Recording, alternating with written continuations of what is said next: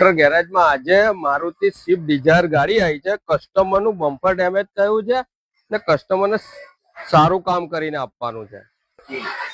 કસ્ટમરનું door પર pant કરીને આપવાનું છે. નાના નાના સ્ક્રેચ પડેલા છે. તમે જોઈ શકો છો કસ્ટમરનું બમ્પર પણ ડેમેજ થયું છે ને ક્વાર્ટર પેનલ પર ડેમેજ છે. કસ્ટમરને કંપનીથી સારું કામ કરીને આપવાનું છે. જોઈ શકો છો તમે મારી રીલ્સ.